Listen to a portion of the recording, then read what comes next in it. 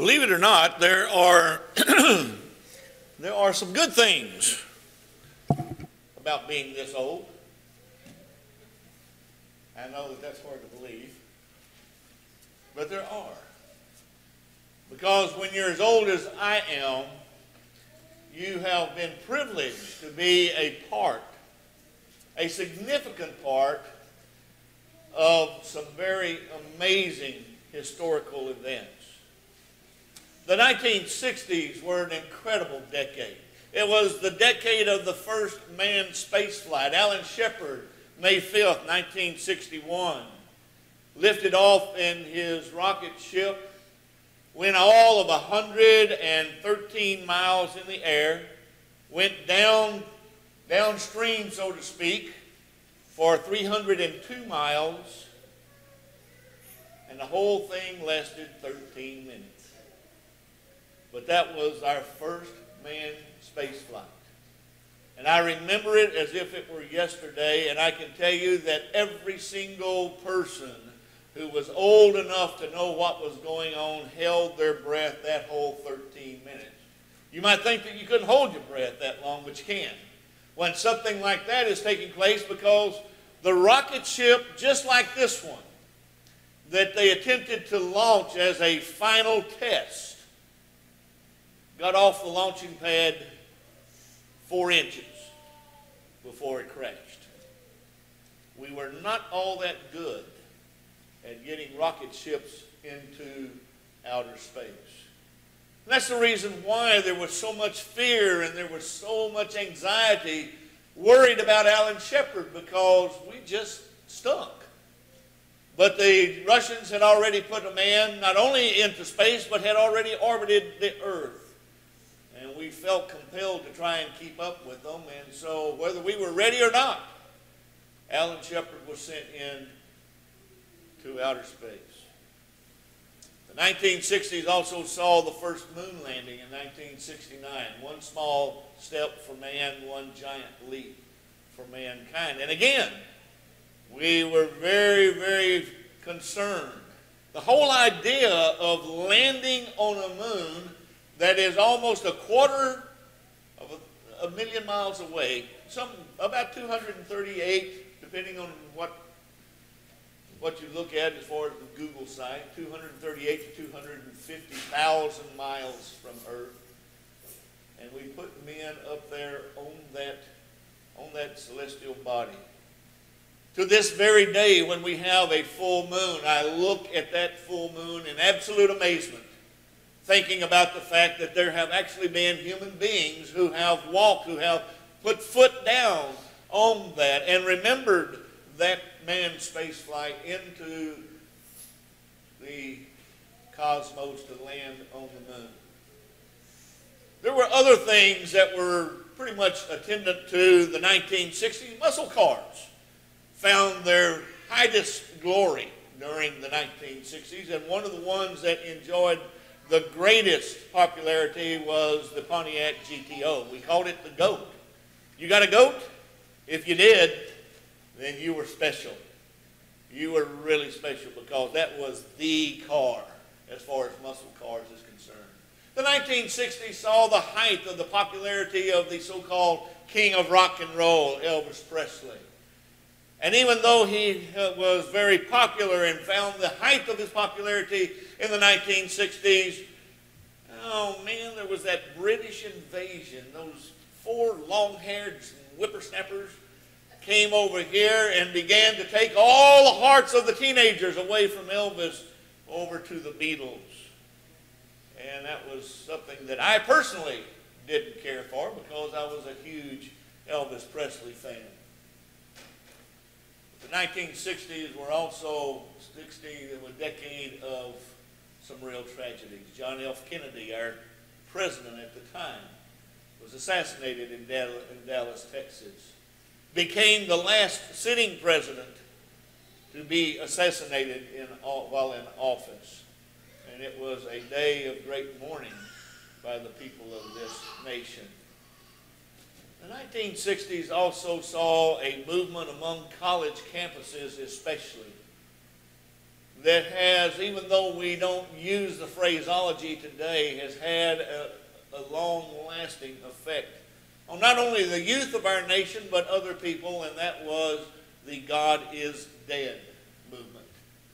Found its rise in the 1960s. And even though that phrase is not being used today, there are still so very many people who challenge those who are believers in regard to their faith that God is. It's a struggle that God's people that we can read about in the Bible had to deal with. It began in the Garden of Eden, didn't it?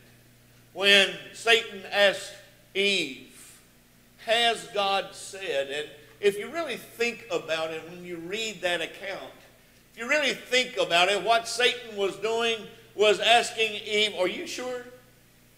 Are you sure about this God that you're talking about? And that continued throughout the Old Testament days. The people of Israel, as they came out of Egyptian bondage, there at the Red Sea, Pharaoh's army quickly approaching, and they beginning to wonder, why did God bring us out here? And that was nothing more than Satan putting into their hearts, are you sure? Are you sure about this God that you are serving? We saw it at the Red Sea. We saw it as they wandered in the wilderness on their way to the Promised Land, grumbling and complaining about the lack of water, the lack of food. And all that was a constant, are you sure, thought in their minds. It was present there at the valley where the army of the Philistines were on one side and the army of Israel on the other side. And this big burly giant Goliath of Gath came out every day for 40 days, taunting and tempting and blaspheming their God, raising in their minds, are we sure? Are we sure that God is with us? They were fearful and they would not go out and accept his challenge. It took this young fellow by the name of David, who just had an unwavering faith in God, to go and meet that challenge. But that challenge was, are you sure about this God? That continued on with God's people as they were subjugated to Assyrian captivity for the northern kingdom, and the Babylonian captivity for the southern kingdom. And surely as they were taken away into a foreign land, forced to remain faithful to God despite the fact that their lives were threatened from time to time. We read about it in the book of Daniel. And again, it was that question that Satan kept using to try and get them to give up and to give in. Are you sure? Are you sure about this God that you seem to be so dedicated to? It continued into the New Testament. In the days of Jesus Christ, the Pharisees, the scribes, and the elders of the people constantly were presenting Jesus with some kind of conundrum, hoping to catch him in some sort of a situation where he would show himself to be foolish and he would be discredited in the eyes of the people, so that they would begin to doubt, and so that they would continue maybe to ask themselves, are you sure that this man and his claims to be the Son of God is real? It even made its way into the first century church. And what is really amazing about it is the way that it made its way into the first century church was over the death and resurrection of Jesus Christ. The Apostle Paul had to write to the church at Corinth, and he had to explain to them about the surety of the resurrection of Christ and how important that was. But there were those who were members of the church at Corinth who constantly were bringing to the minds of the people, are you sure about that? Because there were some that not only questioned it, there were some who were even denying and trying to teach others that there was no such a thing as a resurrection of the dead. And so throughout the history of the Scriptures, throughout God's divine history, Satan used that same ploy, are you sure? And he uses it today. He uses it on us today, constantly challenging us today. And very much like the day of the psalmist who wrote the 115th Psalm, where now is your God. This evening, as we look at the 115th Psalm, I want us to look at the way that the psalmist answered that question. Our God is in heaven. He does whatever he pleases. Excuse me a moment. As we begin looking at the 115th Psalm in verses 1 through 3, not to us, O Lord, not to us, but to your name give glory, because of your loving kindness, because of your truth. Why should the nations say, where now is their God? But our God is in the heavens. He does whatever he wishes. Not to us, but to your name give glory. And that's where it's all at. That we are created in the image of God by God, and we are to live exclusively to his honor and glory. And you know why? Because of his loving kindness. Some translations use the word mercy there. And indeed, we should give all the glory and honor to God because of his mercy. And the reason why that is true is because if it were not for the mercy of God, we'd be in real trouble. Without the mercy of God, we would have no hope, because it was the mercy of God that caused him to give his son Jesus to die for us. But not only that, not only are we to give God the glory because of his loving kindness or his mercy, but because of the truth that he has revealed to us. How much do you think about what an incredible blessing that is? We take so much for granted in our relationship with God. It just almost seems like that maybe it's because there's just so much about God that we have a tendency to take for granted things that are extremely important. Things like this one right here, that God has revealed truth to us.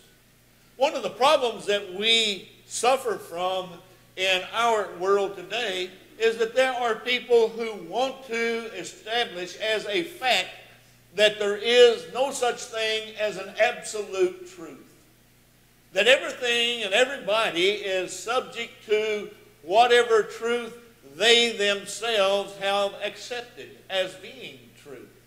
And that's the reason why we have so many different religious organizations in the world today, because there are those who deny the fact that God has revealed an absolute truth, and therefore everyone is given the opportunity to believe whatever they will, just as long as they live by that truth, and everything is okay, and God will accept them. And it sounds good, doesn't it? It really does. It sounds good. Everybody just believe whatever it is you want to. Just be consistent with that. Live that. What people do not seem to understand is how important it is that we have an absolute truth to live by. Because without it, then it's basically every man for himself. How can I accuse Tom of doing something wrong? How can Tom possibly do anything wrong if he is living according to what his idea of truth is? How can I possibly point the finger at Steve in regard to the way that he chooses to live his life if there is no such thing as an absolute truth? I cannot go to Dale or to Deanne and say, this is not right what you're doing, because they're going to answer back, well, it's right according to us. And how can I argue with that if there is no such thing as an absolute truth? We demand it in so many things in our daily lives.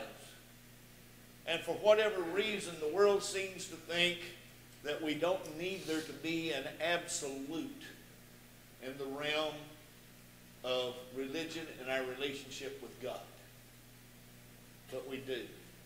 We absolutely do. There's all kinds, countless people walking around today thinking that they're going to heaven. They're not. They're not. And that's not the matter of me trying to judge somebody's heart. It's just the fact of what God has revealed to us in his Word. Not everyone that saith unto me, Lord, Lord, shall enter the kingdom of heaven. It is a fact that there are a lot of folks greatly deceived as far as their relationship with God, thinking that everything between them and God is just fine, when in fact the truth is that it is not. That's the reason why it's such a blessing that God has revealed His truth to us, so that we can know what the truth is, and so that we can walk by that truth, and so that we can have this confidence in our relationship with God, as the Hebrew writer boldly approached His throne of grace as we ask and give Him our petition. We couldn't possibly do that unless we knew for sure that our lives were in harmony with that which is the will of God. That's the reason why this is such a great blessing for us, that we have the truth. But then there are those who are just constantly challenging our conviction that there is a truth, that God has revealed it, and that we can walk according to that truth and be acceptable in His sight. Why should the nation say, where now is their God? You know what comes after that? What comes after that is my favorite phrase in this passage of Scripture. But our God is in the heavens. And the best part of it is, He does whatever He pleases. Does that not thrill you? Does that not thrill you, that phrase? He does whatever He pleases. Because it should. Because the world is trying to get us to deny a God who does whatever He pleases. He does whatever He pleases because He is the one and only true and living God. He is the God of gods. He is the Lord of lords. He is the King of kings. He answers to absolutely no one. He's the one that makes the rules. And the reason why it's such a wonderful thing that God does whatever He pleases is because, having made the rules, all we have to do is know what the rules are and abide in them to please this God who does whatever He pleases. Knowing that whatever He pleases is always right, because He's a holy, righteous, and just God. And another reason why that phrase should thrill us so much is because it also tells us and affirms and reassures us that God does whatever He pleases, which means that God can help us in whatever way that He chooses to help us. And He has the ability to do that. He can help us. He can help us in ways sometimes that we don't even understand. But it's okay, because He's helping us. And He helps us according to His will, so that we know that when He does help us, it's okay. It's okay. Whatever the answer to the problem is, that's the answer that we can have confidence in and have hope through, because it is the will of a God, the God, who does whatever He pleases. Contrary to the false gods, you remember in the passage of Scripture, there was a lot that God said about the false gods, about the idols. You know, they have eyes, they can't see. They have a nose, they can't smell. They have a mouth, they can't speak. They have ears, they can't hear. They have feet, but they cannot go anywhere. If they're going to move from here to there, somebody has to take them. What kind of God is that? And yet people were bowing down to their false idols. They were bowing down to these idols and worship to them. A God, a false God that could do absolutely nothing for them. As a matter of fact, they were made by the hands of the craftsmen. They were made by the people themselves. And they couldn't do anything for them whatsoever. Doesn't that sound foolish? Isn't that just absolutely the height of foolishness, to take a piece of wood and carve out some sort of an image out of that piece of wood, bow down and worship it, pray to it, ask it to heal me of my diseases, or ask it to bless my family and keep us safe, or whatever the request might be, how foolish is it to take a piece of wood, carve it into an image, and then pray to it, asking it to do something for you when you're the one that made it in the first place? Makes absolutely no sense at all, but you know what? We do it today. We do it today. There are people who worship and serve the God of pleasure. But you know what? That God of pleasure, when they are in times of trouble, when they are in times of need, when they are in time of discomfort, when they are in times of sorrow, that God of comfort cannot, or pleasure cannot do one single thing for them. Not one single thing. People worship the God of wealth. We have on every piece of currency that we use here in the United States, in God we trust, and yet people trust more in the money that they have in their wallet than they do in God. And you know what? When the doctor tells you that you've got a terminal disease and you've got only 5 or maybe 6 months to live or even less, I don't care how much money you got in your wallet, it can't keep you from succumbing to that terminal disease. And the reason why is because God has declared it's appointed unto man to die once, and then comes the judgment. I don't care how much money you've got. It cannot keep you alive when your body has deteriorated to the point that the spirit departs, and then you are no longer alive.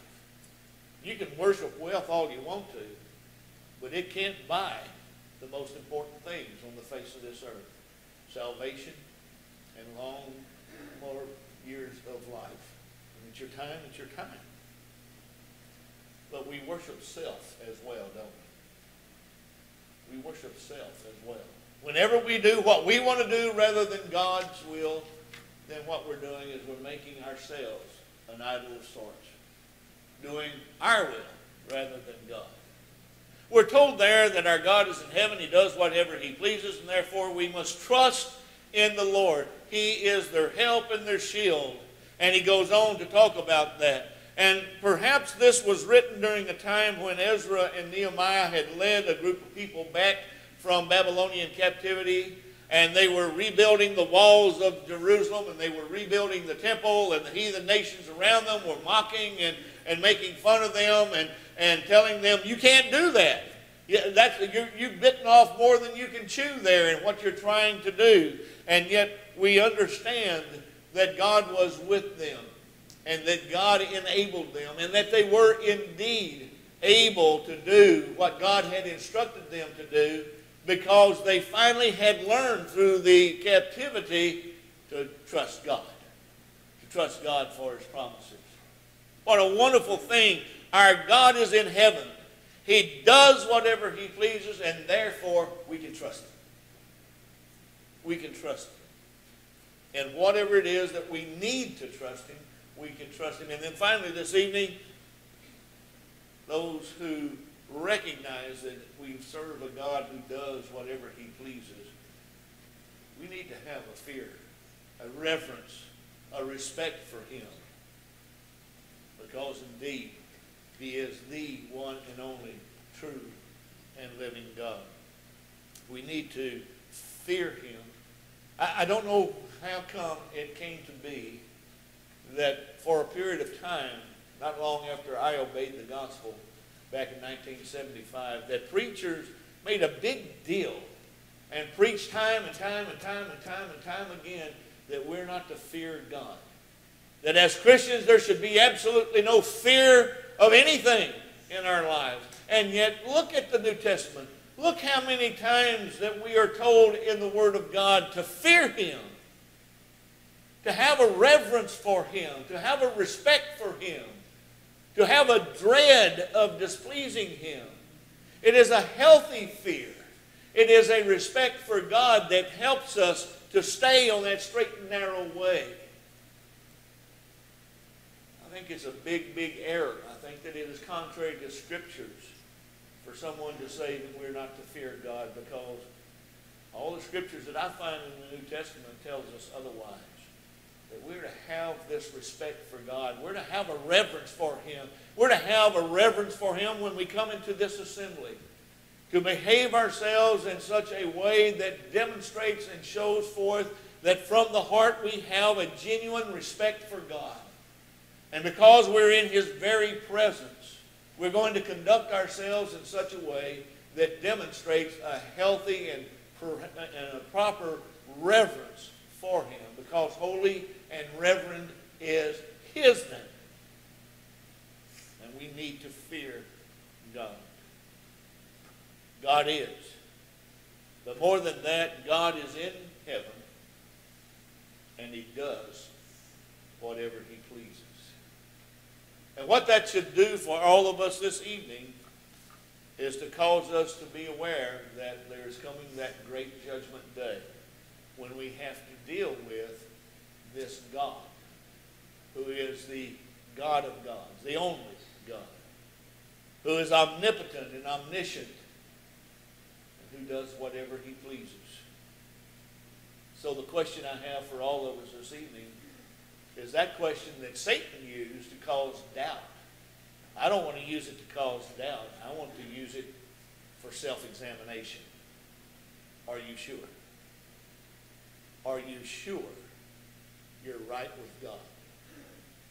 And if you would examine yourself this evening and see perhaps that there is something that needs to be fixed. Whether it's obedience to the gospel to become a child of God, or it's a matter of public confession of sin, or maybe just something that you need to work out in prayer between you and God. Are you sure this evening? And if not, and we can help you be sure, would you not let us know while together we stand and sing? The voice of the Savior says,